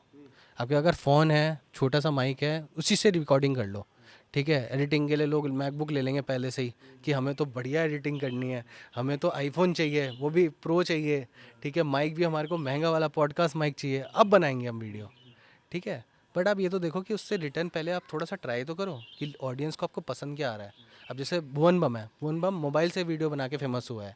जितने भी स्टार्टिंग के जितने भी इन्फ्लुएंसर्स हैं सारे मोबाइल से शूट हाँ, करके हुए वो हैं। ऑप्शन भी वही था उनके पास, वो हाँ, कोई था भी नहीं। तो क्वालिटी है मैटर करती है, बट कंटेंट बहुत ज़्यादा मैटर करता है कि आपका कंटेंट क्या है। आज की डेट में नए नए इन्फ्लुएंसर, बहुत सारी कैटेगरीज ऐसी नई नई निकल के आ रही है ना कि जो लोगों को पता ही नहीं है। तो आप नई कैटेगरी बनाओ। अब क्या करते हैं लोग, ये देखते हैं कि उसने वो बनाया, मैं भी वही करता हूँ तो मैं फेमस हो जाऊँगा, ठीक है। सेम स्ट्रेटजी से चलता हूँ। हाँ, मतलब वो ये कि अगर आप कॉपी कर रहे हैं, वही। कॉपी कहीं ना कहीं आपको एक ग्रोथ तो देगा, वही। लेकिन उस हाइप तक नहीं लेके जाएगा जिसकी आपको ज़रूरत है। वही है ना। अब जैसे बहुत सारी, अब जैसे भुवन बम वो करता है, वाइन्स बनाता है। उसके अलावा अगर वाइन्स के बारे में बात करेंगे तो भुवन बम ही नंबर 1 पे आएगा, ठीक है। अब पॉडकास्ट में है, पॉडकास्ट में अभी अगर हम देख रहे हैं सबका अलग अलग कैटेगरी है, बट अभी कोई भी पॉडकास्ट की बात करता है तो रणबीर अलाहाबादी अब टॉप पे आता है, हर कोई इसी के बारे में सोचता है, ठीक है। और भी कैटेगरीज ऐसी बहुत सारी हैं, जैसे अंकुर वारिको है। अगर हम फाइनेंस वगैरह की बात करें तो उसमें अंकुर वारिको, अलग डिपार्टमेंट्स, हाँ, तो अलग सारे डिपार्टमेंट, अलग-अलग category department. Of work, yes. तो आपको अलग कैटेगरी बनानी है अपनी, ठीक है। अलग ही निश बना दो, क्योंकि क्या है आगे चल के आपको अगर ब्रांड बनना है तो अपनी निश अलग से क्रिएट करनी पड़ेगी। आप फेमस तो हो जाओगे, 2 तरीके हैं, आपको फेमस होना है या ब्रांड बनना है, कि आपका नाम उस पर मोनोपोली हो, कि आप टॉप पे हो, ठीक है। टॉप पे पहुंच जाए। अब एक बार जिसका वो सिस्टम सेट हो गया ना, तो वो रहेगा ही रहेगा। उसको चीज़ मैनिपुलेट करना, क्योंकि लोगों को दिमाग से ना निकालना बहुत मुश्किल है। लोगों के दिमाग में अगर बोल दिया ना ये ए है, तो उसको बी को ए बनाना बहुत मुश्किल है। वो ज़िंदगी भर यही सोचेंगे ए ही ए है। अगर उसके बाद आप कितना भी बोल दो कि बी ए है, नहीं मानेंगे। वो ए ही ए है, बी ही बी है। आप चेंज ही नहीं कर सकते माइंड से। हाँ, तो वो चीज़ है कि आप एक नया एक निश क्रिएट करो, या कुछ अपना क्रिएटिव अलग ही तरीके से निकालो कोई चीज़, चाहे कुछ भी हो। अब लोग क्रिंज कंटेंट बना के लोग इतने फेमस हो जाते हैं, ठीक है। बहुत सारे कंटेंट ऐसे ही बनाते हैं, चल रहा है ना। अब लोग उनको भले ही वो छपरी बोल रहे हैं, बट चल रहा है, वो करोड़ों रुपए कमा रहे हैं। वो एक बंदा बिल गेट्स के साथ चाय बना के वो बना के आ गया, ठीक है ठीक है। चाय वाला वो पैसे कमा के, मतलब उसने चाय भी बनाई बिल गेट्स को, ऊपर से पैसे भी लिए इसको चाय पिलाने और के। बेचारा जानता भी नहीं था वो कौन है। इसको पता भी नहीं पूरा था। मेरे को अंग्रेज आ गया, मैंने उसकी अगला वीडियो बना बंदा, ली, चाय वही। पिला दी, मेरा काम हो गया। तो क्या इसके लिए जो जितने भी यंगस्टर्स हैं, like people who are planning और wanting to come into the influential field, तो क्या इन लोगों को इसके लिए रिसर्च भी करना पड़ेगा? ट्राई एंड टेस्ट, रिसर्च तो कुछ करना ही नहीं है। लोग पता क्या है, मैंने सबसे मेन नहीं, चीज़ जैसे आप बोल रहे हैं अलग ही नीश बना लो, तो क्या रिसर्च को कुछ नहीं, मेन चीज़ क्या है, आपने कुछ सोचा, बनाओ डालो, बनाओ डालो। लोग क्या करते हैं, ज़्यादा टाइम ना सोचने में लगा देते हैं। हाँ हाँ यस, बनाना लोग अपने आप ही बताएंगे आपको कि ये चीज़ सही है या नहीं है। अगर वो गलत होगा तो लोग उसका रिस्पांस नहीं आएगा, अगर सही हो रहा होगा तो रिस्पांस अच्छा आएगा। आपको खुद ही पता चल जाएगा कि यार ये चीज़ चलेगी, फिर उसी तरीके का कंटेंट क्रिएट करो। अच्छा, मतलब फिल्टर बनाना शुरू करो अनफिल्टर्ड, और फिर जिस तरीके का रिस्पॉन्स आ रहा है उस हिसाब से फिल्टर करते हाँ। करते करते फिर आप अपने अपने नीश आप पे निकल- हाँ, पहुंच जाओगे। बस वो अब फिर उसी में कंसिस्टेंट कुछ दिनों पहले ना मेरे साथ हुआ ऐसा, मैं कंटेंट ज़्यादा डालता नहीं हूँ, तो मैंने एक दिन ऐसे ही, मैं पीछे खेत पे खड़ा था, मैंने बोला कि मुझे बहुत अच्छा लगता है कि मैं देहरादून आया, काफ़ी साल पहले पढ़ाई करके माध्यम पढ़ाई के लिए यहाँ पर आया, और देखो कितनी ग्रीनरी है यहाँ पर। इतना बोले आपने इंग्लिश में बोलो, लॉट्स ऑफ ग्रीनरी हियर, ये देखो बैंगन लगा है, ये देखो करेला लगा है, ये देखो मिर्चियाँ लगी हैं। मतलब मुझे खुद नहीं पता था कि मैंने क्या बोला उसमें, और मैंने उसको ना डाल दिया, और वो एक ही दिन में 24 घंटे के अंदर उसमें 1,500-2,000 व्यूअर्स आ चुके हैं, जो आज तक मेरी वीडियो में कभी नहीं है, क्योंकि वो इतनी इंटरेस्टिंग होती नहीं थी, क्योंकि मैं नॉर्मल कोई डाल ही नहीं रहा ऐसा। तो ये मेरे को वो कहीं ना कहीं हिट हुआ। मैंने कहा हाँ, कुछ आप रैंडम डालो जिसको लोग देख रहे हैं, लोग आपको देखना चाहते हैं रैंडम तरीके से, कि आपका डिसाइडेड ना हो, स्क्रिप्टेड ना हो, आप कुछ ही बोलो उसमें, लोगों को कुछ पसंद, लोग उसमें कमेंट कर रहे हैं, बेटा बहुत अच्छी बात है, बुआएं फेसबुक पे वो हो गया, बुआ जी बोल रही बेटा गॉड ब्लेस यू, वाह क्या बात है बेटा, तुम गाँव में आए, तुम गाँव को आगे बढ़ा रहे हो। हाँ, वो relatability अब लोग है। खुद ही निकाल लेंगे ना उससे मीनिंग। तुम मीनिंग क्यों ढूंढ रहे हो? हाँ, तुम्हें जो पसंद आ रहा है तुम बस कर दो। लोग खुद ही मतलब निकाल लेते हैं, हाँ ये इसने इसलिए किया होगा। अब जैसे ही आप दिख जाओगे ना मार्केट में, कि आपको कंसिस्टेंट रहना है, आपको जो भी आप काम करते हो ना आप दिखाओ। जिस दिन आप दिखाना शुरू कर दोगे उस दिन आपके पास चीज़ें आनी शुरू अपने आप हो जाएगी।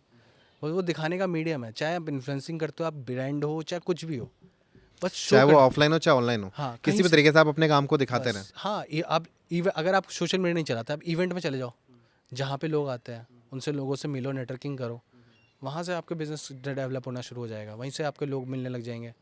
हाँ, क्योंकि वो ये ट्रेडिशनल मार्केट को कोई पीछे छोड़ नहीं सकता। देखो ट्रेडिशनल मार्केट जो है वो तो रहेगा ही, जीवन भर रहेगा, जब तक ये धरती रहेगी तब तक वो रहेगा। बट ये है कि हाँ, ट्रेडिशनल मार्केट को थोड़ा सा, और इस चीज़ के मतलब कहीं ना कहीं लोगों को उसके डिसएडवांटेजेस भी मिले हैं। जैसे आप बात क्या करें, ये जो जितने भी इन्फ्लुएंसर्स हो रहे हैं, इन्होंने कुछ अच्छा करा, लोगों का उन पर ट्रस्ट जनरेट हो गया, और sales is all about trust. जब आप अपनी सेल्स आपकी मैच्योर होती हैं, तो आप वो तब होती हैं जब इंसान को आप पे ट्रस्ट हो जाता है।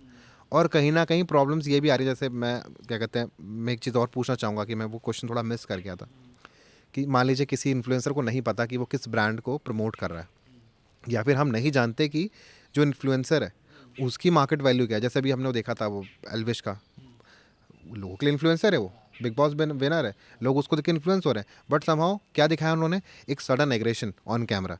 तो इसने भले ही बाद में उन्होंने आके सॉरी क्यों ना मांग लिया हो, और दोस्ती यारी गले वले मिल गए हैं, कोई मतलब नहीं है, दोस्त हैं साथ में, बट समहाउ उसने एक उदाहरण क्या दिया कि अगर आपको अपनी कोई चीज़ को वापस लेना है, और समाज में अगर ऑनलाइन किसी ने आपको बेइज्जत कर दो, जाके उसे कूट दो।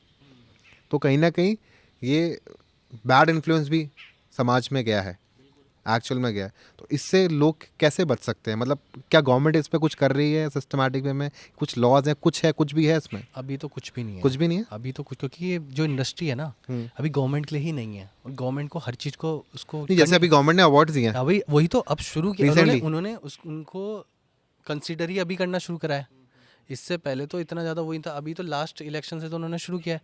जब तक किसी चीज़ से गवर्नमेंट को फ़ायदा नहीं होता, ठीक है, तब तक गवर्नमेंट उस चीज़ में नहीं घुसती। अब वो उसमें फ़ायदा ढूंढेंगी, उसमें टैक्सेशन लगाएंगी, सारी चीज़ करेंगी, वहाँ पे सारा वो लगाएंगे, कंटेंट का रिस्ट्रिक्शंस लगाएंगे, रिस्ट्रिक्शंस लाएंगे एक्चुअल ठीक है। अब वो सब जगह घुसेंगी, तब क्या होगा, अब उनको जब उस चीज़ से फ़ायदा हो रहा है तब गवर्नमेंट उसमें घुसेगी। अभी तक घुसना ही नहीं था। अभी जैसे OTT पे लग गया रिस्ट्रिक्शंस, OTT पे सब पे अब सेंसर्ड हो गया, पहले OTT सेंसर्ड नहीं था, अब उसमें भी लग रहा है, ठीक है। पहले सब कुछ चलता था OTT। ये जो नया एरोगेंस आया, जैसे हमने अभी बात की एल्विश यादव की लड़ाई की, या कि ये बहुत सारा बिहेवियरल एरोगेंस। ये सिर्फ पैसा है और नेटवर्क है। जब आपके कोई भी वो आ जाता है ना, लेकिन उसको पावर आ प्रमोशन जाती भी तो एरोगेंस के बेस पे मिली थी। हाँ पावर, मैं वही तो बोल रहा हूँ, पावर आ जाती है जब आपके पास, तो आप एरोगेंट बन जाते हो। तो उसके लिए चाहिए लॉ हमारा मजबूत होना चाहिए। जिस दिन हमारा लॉ मजबूत हो जाएगा कोई एरोगेंट नहीं होगा। जैसे एल्विश वाली की बात हो रही है, ठीक है, लोग जिस दिन लॉ पे ट्रस्ट करना शुरू कर देंगे। हाँ, मतलब अननेसेसरली कोई भी आके हाथ उठाना, और ये पर इसका ये इन्फ्लुएंस जो है गुड इन्फ्लुएंस और बैड इन्फ्लुएंस है। अब बैड का साइज बढ़ने लगा है, नेगेटिविटी बढ़ने लगी है सोशल मीडिया पे। इसका रिस्क क्या है? रिस्क कुछ नहीं है, मैं ये बोलता हूँ अगर लोग समझदार होंगे ना, तुम उनके ना जो जितने इन्फ्लुएंसर्स हैं उनका जो वो है क्या बोलते हैं ऑडियंस है, जो उनके फॉलोअर्स हैं, एक बार उनको बस देख लो, उससे समझ आ जाएगा कि कौन है वो। ठीक है, उनके पास ना तो नॉलेज है ना वो पढ़े लिखे हैं। ठीक है, उनको पता नहीं है सही गलत की समझ। तुम एलविश यादव के फॉलो फैन हो? नहीं हो ना, तुम हो नहीं हो ना, क्योंकि समझदार हो, तुम्हें पता है कि क्या चीज़ सही है क्या गलत है। वो बच्चे हैं अभी, ठीक है, वो करोड़ों की तादाद में बच्चे हैं जो उसको फॉलो कर रहे हैं बिना पढ़े बिना समझे। ठीक है, हम सोच रहे हैं कि वो फ़ैन है, मतलब उनका वो बहुत इन्फ्लुएंसर है, बट एक्चुअल में जो 1% पावर है वो उनको उसको फॉलो कर रही है? नहीं कर रही। जो एक्चुअल में 10% लोग हैं, पूरे 5% लोग हैं जो वो करते हैं, मतलब मेन जीडीपी में आते हैं, वो तो फॉलो नहीं कर रहे उसे। हाँ, वो का तो गेम वो तो बस देख रहे हैं कि हाँ भाई ये बंदा एग्जिस्ट करता देख है। भी नहीं रहे यार। हाँ, मतलब वही चीज़ है कि वो उनको फॉलो कौन कर रहा है। आप उनको देख के पता लगा दोगे कि उनकी नॉलेज क्या है। अब जो जैसे अब अंकुर वारी को है, उसको आप फॉलो करते होंगे, ठीक है, बाकी जितने पॉडकास्टर हैं उनको फॉलो करते होंगे, क्योंकि वहाँ से क्या है नॉलेज मिल रही है। जो लोग पढ़े लिखे होंगे, जिनको नॉलेज होगी, हाँ, वो मतलब सही बंदे को डिपेंड follow- करता है कि जिस आदमी का जैसा व्यवहार है वैसी ही उसके पास टारगेट बस- ऑडियंस है। बस वो एक इन्फ्लुएंसर एक ही तरह की ऑडियंस पे रेलेवेंट है, तो यही मतलब हाँ नीश पे जो बात हो रही है तो उसका नीश यही है। अब वो जितनी उसकी ऑडियंस है ना, अब वो भले ही फेमस है, बट हर इन्फ्लुएंसर का एक टाइम पीरियड होता है। जो ये वाले इन्फ्लुएंसर होता है ना, एक सर्टेन टाइम तक ही होते हैं, उनको बस करते रहना। अब कितना कर लेंगे उसको? हाँ, वही है कि बदलाव के बिना तो नहीं हो सकता, जब तक आप बदलाव नहीं लेके आएंगे अपने कंटेंट अब में। जैसे इस मामले में सबसे बेस्ट था रणबीर अलाहाबादिया। उसने सही टाइम पे पिवट किया, सही टाइम पे कंटेंट चेंज किया, और उस वजह से उसकी ग्रोथ आई। और वो कर भी बहुत पुराने टाइम से रहा है। हाँ, तो वही He's तो मैं बोल working रहा हूँ। from so long, बहुत लंबे टाइम से। सब खत्म, मतलब जब ये नहीं था ट्रेंड ना, तब भी वो कर ही रहा था। पता नहीं क्यों कर रहा था, बट वो कर रहा था उसके लिए था कि हाँ मैं इंटरव्यू कर रहा हूँ लोगों का। अब वही तो है। अब जैसे वो है क्या बोलते हैं अपना भुवन बम है, उसने पहले इसके वो बनाई, फिर वेब सीरीज़ बनाई, फिल्म्स बना दी उसने वेब सीरीज़ की, तो उसने भी उस तरीके से अपने आप को चेंज किया, तभी तो रेलेवेंट है। अगर जो अपने आप को चेंज ना करे, अगर वो अभी भी वैसे फोन वो अभी भी बना रहा है, बट उसने अपने आप को कंटेंट को दिखाया ना कि मैं ये भी कर सकता हूँ। हाँ, यस। जिस तरीके का हम कंटेंट कंज्यूम करते हैं उस तरीके का हमारा मेंटल प्रोसेसिंग हो जाती है। अब शॉर्ट स्पैन प्रोसेसिंग हो चुकी है, इम्पेशेंट प्रोसेसिंग। तो अब क्या हो रहा है, मैं कुछ को देखता हूँ कि जो नए इन्फ्लुएंसर बनना चाह रहे हैं कि हम इन्फ्लुएंसर बनेंगे, हम तो इस पे कंटेंट डालेंगे, हम तो ये करेंगे, अचानक सोच रहे हैं, अचानक ट्राई करना शुरू करते हैं, और कुछ टाइम बाद वो छोड़ देते हैं।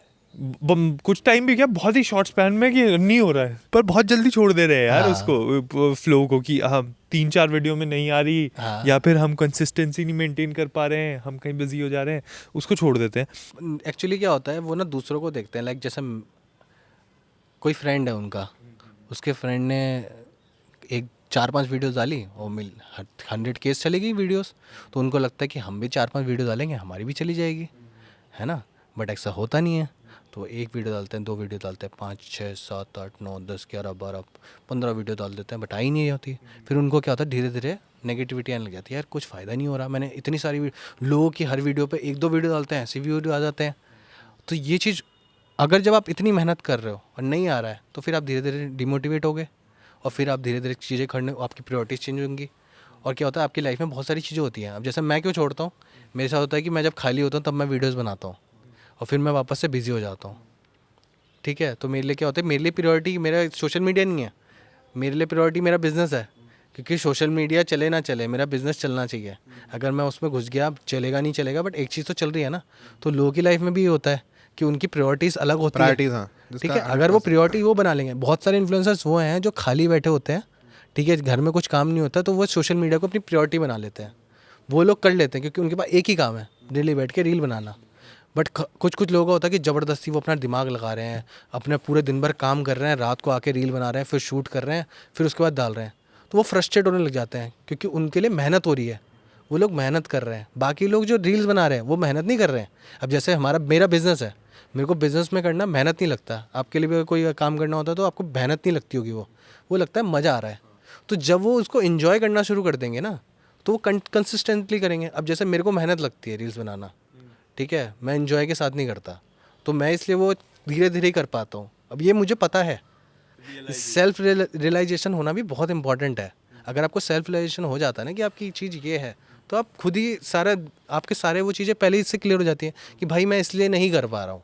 अब मुझे पता है कि मैं नहीं हूँ उसमें, मेरे लिए नहीं है, बट तब भी ट्राई करने में क्या जाता है। आप ट्राई करो, क्या पता किसी से निकल जाए। हर जगह ट्राई करो। हाँ पॉसिबिलिटीज तो हाँ, अब और पर लॉन्ग टर्म टिके रह के ट्राई करना पड़ेगा ना, तब आइडिया लगेगा। लॉन्ग टर्म क्या, हर चीज़ से फ़ायदा तो हो रहा है ना, बस फ़ायदा देखो हर चीज़ का कि आपको उससे फ़ायदा क्या हो रहा है। अगर आप उसमें, जब तक इंसान को कुछ फ़ायदा नहीं दिखता ना, तब तक वो चीज़ करता नहीं है। अब मैं रील इसलिए बना रहा हूँ क्योंकि मुझे लग रहा है कि मेरे बिज़नेस में फ़ायदा हो रहा है। अगर मैं वो फ़ायदा हटा दिया, वो क्रॉस कर दिया, तो मैं वो भी ख़त्म कर दूंगा। तो उसमें उनको एक चीज़ लानी पड़ेगी कि अगर वो रील्स बनाएंगे तो पहले तो उसका एंड गेम जानो कि तुम रील बनाएंगे करोगे क्या। अगर तुम इन्फ्लुएंसर बन जाओगे तो तुम्हारा एंड गोल होगा क्या, तुम करना क्या चाहते हो। तुम इन्फ्लुएंसर तो बन जाओगे, बट उससे तुम्हारे बिजनेस में पैसा आएगा या नहीं आएगा। बहुत सारे इन्फ्लुएंसर्स हैं कि लाखों फॉलोअर्स हैं बट कमाते कुछ नहीं है। तो तुम्हारे को एंड गोल जानना पड़ेगा कि उस निश से तुम्हारे टारगेट ऑडियंस है भी, तुम उससे पैसा भी कमा सकते हो। तो जब वो चीज़ समझ लोगे ना, और अपने जो टारगेट तुम्हारे जो और भी कॉम्पिटिटर्स हैं उनको देख लोगे कि वो कैसे कर रहे हैं, उन्होंने कैसे कैसे किया, तो चीज़ें बहुत आसान हो जाएगी। कॉपी ना करके बस उनकी जर्नी पे थोड़ा सा ध्यान दें, मतलब कि किस तरीके से उन्होंने किया, क्या एसेंशियल एलिमेंट लेके अपने तरीके से परफॉर्म करना शुरू करें। बिल्कुल। तो मतलब ये है पूरे प्रोसेस शुरू करने का क्रक्स ये है कि पहले अपना आइडिया क्रिएट करो कि आपको किस में घुसना है या किस जॉनर में जाओगे। नीश बाद में आ जाएगा उसका, उस जॉनर का भी एक जो माइक्रो जॉनर है वो आ जाएगा, खुद ही लेके चले जाएगा लोग ना। मतलब खुद ही आपको क्या है, आपको जो फील्ड है ना, आपको खुद ही उस पाथ पे ले जाएगा जहाँ पे आपकी एक्सपर्टीज होगी। First take the initiative. हाँ, मतलब आप घुस जाओ। मतलब क्या है, सबसे पहले क्या है, कहीं भी जहाँ भी आपको दिख रहा है ना, आपका दोस्त कोई काम कर रहा है उसके साथ काम पे लग जाओ। जहाँ भी आपका थोड़ा सा इंटरेस्ट आ रहा है वो लग जाओ। आपको 2-3 दिन, मतलब 1-2 महीने में ही काम करके पता चल जाएगा कि आप ये कर सकते हो या नहीं कर सकते हो, या आपकी एक्सपर्टीज़ है या नहीं है। आपको खुद ही लोग खुद बता देंगे कि भाई ये तेरे से नहीं होगा, या फिर ये चीज़ तू बहुत अच्छी करता है। ठीक है, अगर वो ना फीडबैक्स भी लेने हैं, लोग वो फीडबैक्स ना गलत तरीके से ले लेते हैं। अब वो बोलने का भी तरीका किसी का गलत हो सकता है। अब वो अगर इस तरीके से बोलें कि यार ये वाली तेरी एक्सपर्टीज़ इससे ज़्यादा बेटर, तो अगर ये करेगा तो वो ज़्यादा बेटर है क्योंकि ये तेरे अंदर ज़्यादा अच्छी स्किल्स है, ये भी तू कर, बट इस पे भी ज़्यादा फोकस कर। अब ये ओपिनियन दूसरे से मिलेगा ना विवेक हाँ। भाई, जिसने उस क्षेत्र से, जो उस क्षेत्र से संबंधित हो या फिर जो दिमाग से चटक हो। 90% तो जनता में ज्ञान ही देने आई है जो मुफ्त में मिल रहा है बचपन से मैं आज तक। अब तो हर कोई ज्ञान दे रहा है आज की डेट में। तो ये हम क्या कर रहे हैं? हम भी ऐसे कर रहे हैं। हम क्या रहे हैं? हम भी यही कर रहे हैं। तो जब लोग, अब हम भी तो वही करेंगे ना। लोग जब सुन रहे हैं, लोग इन्हें अभी तक सुना है जितने लोगों ने, तो कुछ ना कुछ ज्ञान तो मिला होगा अभी तक। भले ही आपको ज्ञान किसी भी फॉर्म में मिले, अब वो उनको पॉजिटिव लो या नेगेटिव लो, कुछ आपकी लाइफ में अगर उसको जब तक चेंज नहीं करोगे उसका फ़ायदा नहीं है। अगर आपने 1 घंटा अपने लाइफ का दिया है, अगर आप उस चीज़ को पॉजिटिवली यूज़ करके अपनी लाइफ में लगाने लग जाओ, तो ये 1 घंटा आपके लिए पॉजिटिव होगा। मैंने भी एक चीज़ ऑब्जर्व करी है काम करते करते, क्योंकि मेरे को पर्सनली लगता है प्रॉब्लम पता क्या होता है, जो बेचारा बिगनर होता है, ठीक है, ये अब जैसे आप स्टैब्लिश्ड हैं यार, हम लोग अपना काम कर रहे हैं, समहाउ वी हैव अडॉप्टेड कि division of labour is so nice thing, so good thing. अब वही वो चीज़ है जो आपको आगे तक ले आ सकती है, जो हम ब्रांड की बात कर रहे हैं, लेकिन हर कोई इस बात को अडॉप्ट नहीं कर पाता। मैंने आज भी ऐसे 50+ लोग देखे हैं जो अपने आप सब कुछ किए जा रहे हैं। वही उनके लिए ये है कि देहरादून में तो ये ट्रेंड है ना कि खुद से करेंगे सब। वो है वो messenger of God, messenger of God Ram Rahim है वो। उनका ये है कि हम बल्लेबाजी भी कर लेते हैं और बॉलिंग तो वाजिब, मजा आ गया, और विकेट कीपिंग में तो बिल्कुल। इन जो बेचारे नए नए हैं ना इन्फ्लुएंसर्स जो काम कर रहे हैं, अब नए हो चाहे उम्र दराज लोग हो, कहीं ना कहीं इनको ये चीज़ समझ नहीं आती है कि यार division of work is so important. अगर डिवीजन ऑफ वर्क नहीं होगा तो काम नहीं चल पाएगा। वो ना डिवीजन ऑफ वर्क भी नहीं है, वो सबसे मेन इशू है ट्रस्ट का। हाँ यस, लोग क्या सोचते हैं, ट्रस्ट नहीं कर पाते। अब जैसे मेरे साथ बहुत इशू था, मैं स्टार्टिंग में लोगों पे ट्रस्ट नहीं कर पाता था। मुझे होता था कि यार ये पता नहीं उस लेवल का कर पाएगा नहीं कर पाएगा, मेरे क्लाइंट को जैसे चाहिए पता नहीं हो पाएगा। अब जैसे मैंने सिनेमेटोग्राफर मैं बुला के मेरे पास होते थे बंदे, जैसे मैं शूट करने के लिए बंदा लाया हूँ, वो शूट कर रहा है, नहीं तू नहीं कर रहा, तू हट, मैं करूँगा, ठीक है। फिर एडिट पे बैठा हुआ है कोई बंदा, वो एडिट कर रहा है, तो वो भी कर रहा है, तेरे से नहीं होगा, तू हट जा, पता नहीं कितना टाइम लगेगा, मैं करूँगा।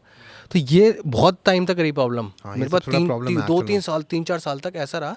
अभी मतलब मेरे पास 3-4 साल पहले ये ख़त्म हुई है। मैं हर चीज़ खुद करना चाहता था कि मुझे ट्रस्ट ही नहीं होता था। फिर मुझे किसी ने एक चीज़ बताई कि तुम्हें ट्रस्ट करना पड़ेगा, ठीक है। और मेरे को ये चीज़ें ना बाहर जाके समझ आई कि अगर आपको बड़ा बनना है, अगर आपको ग्रो करना है, तो आपको लोगों पे ट्रस्ट करना पड़ेगा, उनसे काम कराना पड़ेगा और उनको सिखाना पड़ेगा, तभी जाके आप उस चीज़ में ग्रो कर पाओगे। और हर चीज़ आपकी एक्सपर्टीज़ नहीं होती। आप सोचोगे कि आप सब चीज़ों में एक्सपर्ट हो, आप कर सकते हो सारी चीज़, बट एक्सपर्ट नहीं बन सकते। नॉलेज रख सकते हो, ठीक है, हर चीज़ का एक बंदा एक्सपर्ट होता है, और जब आप उन एक्सपर्ट लोगों को साथ लेके आओगे तब कोई चीज़ बनाओगे, तो वो आपकी एक वैसी चीज़ बनेगी। हाँ, मतलब एट द एंड लाइक अपनी इंटेंशन को फ्लो भी करवाना हाँ। और समझाना और- भी, मतलब व्यक्ति को प्रिपेयर करना है वही, at the और end। परसेप्शन भी अलग आता है ना। अब पहले क्या होता था, अब तुम खुद काम करते रहोगे तो तुम्हारा एक ही परसेप्शन चलेगा। अगर उसमें 3 दिमाग आएंगे ना, तो 3 अलग दिमाग लग के उसको अलग एक क्रिएशन देंगे, अब वो कुछ अलग बन के आएगा। अब तुम एक ही तरीके से चीज़ें करते जा रहे हो, वही सेम चीज़ कर रहे हो, तो कितना कर लोगे आप, कितनी उसमें वेरिएशन लेके आ पाओगे। बट वहीं अगर पूरी टीम आ जाएगी, सबके अलग अलग दिमाग आएंगे, उसमें एक तो काम करने में मज़ा आता है, ठीक है, हर किसी का अपना अपना दिमाग है, हर किसी की अपनी एक्सपर्टीज़ है, तो आपको हर कोई अपना आइडियाज़ दे रहा है कि इसमें ऐसा कर सकते हैं, इसमें। बहुत बार ऐसा होता है कि मैं पहले सोचता था कि मेरे को एडिटिंग की बहुत नॉलेज है, फिर मेरे एडिटर्स आए जो वो मेरे से भी ज़्यादा नॉलेज रखते हैं, उन्होंने बोला ये ऐसे नहीं ऐसे होगा, ठीक है। पहले मैं लोगों को सिखाता था, फिर वो मुझे बताने लग गए थे कि हाँ ये ऐसे ऐसे ऐसे होगा। तब मुझे समझ आया कि हाँ, तुम्हें जो बंदे रखने हैं वो तुमसे ज़्यादा इंटेलिजेंट होने चाहिए, तभी उन पर। हमारे ज्यादा सेंस है उनके पास। हाँ, मतलब इंटेलिजेंट होंगे तो सूजन आगे भाग जाएंगे। इंटेलिजेंट नहीं, मतलब उस तरीके से उनको नॉलेज होनी चाहिए। हाँ। इंटेलिजेंट अलग, फिर मतलब एटलीस्ट उनके अंदर सीखने की इच्छा होनी चाहिए, ताकि उसे आगे बढ़ाया जा सके, ब्रो हाँ। ऐसे करो, ऐसे ये सब वही, चीजें करो। तो वो एक्सपर्ट होने चाहिए उस चीज़ में। ऐसा नहीं कि तुमने उठा के किसी को भी रख लिया, तब तो तुम्हारा काम खराब ही होगा। पर एक्सपर्ट रखो चीज़ें उस चीज़ में, सेम फील्ड में, तो तब आपका काम जो निकल के आएगा ना, वो आप खुद देख के बोलोगे कि हाँ ये मैंने क्या बना दिया। और वही तुम अकेले बनाओगे, अकेले भागोगे, अकेले बजट देख रहे हो, अकेले सारा सामान कर रहे हो, अकेले सब कुछ, तो तुम वन मैन आर्मी तो बन जाओगे, बट ना तो तुम्हें उसे काम करने में मज़ा आएगा, ना उसके बाद तुम्हें सेटिस्फेक्शन मिलेगा। और इवन क्या कहते हैं, जो रीवर्क होता है वो इतना समय खा जाता है। सबसे बड़ी प्रॉब्लम ये होती है कि एक आदमी अपनी तरह से कर तो रहा है काम, वो क्लाइंट को पसंद नहीं आया, उसने उससे बात कर ली, भैया मैं आपसे 50,000 लूँगा, 1 लाख रुपए लूँगा, 2 लाख रुपए लूँगा, लेकिन कहीं ना कहीं रीवर्क में इतना ज़्यादा टाइम लग जाता है कि अब जो उसकी ओरिजिनल कॉस्टिंग थी वो डबल हो चुकी है, जस्ट बिकॉज आपने टीम वर्क में काम नहीं करा। वही, दूसरी चीज़ बजट भी तो होता है। अब क्या होता है, लोग ये सोचते हैं कि अगर वो खुद काम कर लेंगे तो उनका बजट बढ़ जाएगा। सबसे बड़ा मिसकंसेप्शन ही ये है कि वो सोचते हैं कि यार ये स्क्रिप्टिंग का काम तो मैं खुद कर लेता हूँ, मैं उसको क्यों दूँ, या फिर हाँ, या फिर एडिटिंग तो मैं खुद कर लूँगा बैठ के। अब यहाँ वो सोचते नहीं है कि उनका खुद का टाइम भी तो जा रहा है, उनके खुद के टाइम की भी तो वैल्यू है, वक्त भी जा रहा है और प्रोडक्ट भी तो। वही नहीं, अगर प्रोडक्ट भी छोड़ दो, उनकी टाइम की वैल्यू है। अगर वो उसी सेम चीज़ को, स्क्रिप्ट का काम स्क्रिप्ट वाले को दे, एडिटिंग का काम एडिटिंग वाले को दे, और खुद सिर्फ क्लाइंट हैंडलिंग में काम करें, अगर जो जिसका जो काम है, ठीक है। अगर तुम्हारा क्लाइंट, अगर तुम बिजनेस बना रहे हो, जैसे मैं हूँ, मैं पहले अगर खुद काम करता था, उसकी जगह मैं क्या करता हूँ, मैं एडिटर्स को दे देता हूँ, सबको दे देता हूँ, मैं खुद से नहीं करता, तो मैं वो टाइम लगाता हूँ क्लाइंट से बात करने में, क्लाइंट को अप्रोच करने में, और चीज़ें करने में। तो वहाँ से मैं और बिज़नेस डेवलप कर सकता हूँ, और उससे क्या है, बिज़नेस डेवलप कर रहे हो आप खुद के लिए भी और लोगों के लिए भी, और लोगों को भी काम दे रहे हो, और वो लॉन्ग टर्म में चल रहा है। और क्या है, उस टाइम में जो टाइम आप अपने सिर्फ एडिट में लगा सकते थे, जो लगाते थे, उसको आप और बिजनेस जनरेशन में लगा रहे हो। हाँ, जो आपका वक्त बचा है फिर तो आप अलग पॉलिसीज में उसको वो करो ना। और वो चीज़ लोग सोचते हैं कि हाँ हमारा पैसा बच रहा है, बट एक्चुअल में उनका पैसा जा रहा है बहुत सारा वो काम करके, और वो लंबा खींचते जा रहा है चीज़ें। हाँ, ये समझना बहुत ज़रूरी है हाँ। कि आप, मतलब एक्चुअली मैं भी पर्सनली इसी प्रोसेस में रहा हूँ कि जस्ट डिवाइड योर वर्क। अब जैसे रतन टाटा बोलते हैं ना कि वो गलत डिसीजन लेते हैं तो उसे सही करते हैं, तो अगर तुम गलत डिसीजन लो तो उसे सही करके प्रूफ करो। हाँ, मतलब कोशिश तो करो उस पर ग्रेजुअल में, लाइक वही। आप उसमें कुछ किसी अपलिफ्टिंग वे में उसको कुछ ओवर काम करो। थिंकिंग करते हुए डिसीजन को डीले मत कर दो कि डिसीजन ले ही नहीं रहे हो तुम, पहले ले लो फिर decide। वही तो अपने आप हो जाएगा। एटलीस्ट कुछ तो करोगे दुनिया में। कर्म, श्री कृष्ण ने क्या कराया, कर्म करो फल की चिंता मत करो। हाँ, हमें तो खट्टा फल, मीठा फल, कड़वा फल सब चलेगा, फल दे दो बस, हाथों हाथ, वी नीड द फ्रूट। ठीक है, अब तो लाइट भी चली गई, हाँ, सब चला गया। बारिश भी आने का मौसम लग रहा है वाह। देहरादून में। Thank you so thanks for much, listening, thank you so much Vivek भाई, बहुत मेरा दोस्त, धन्यवाद, बहुत आपने मजा वक्त आया। दिया ब्रो। बहुत मजा आया।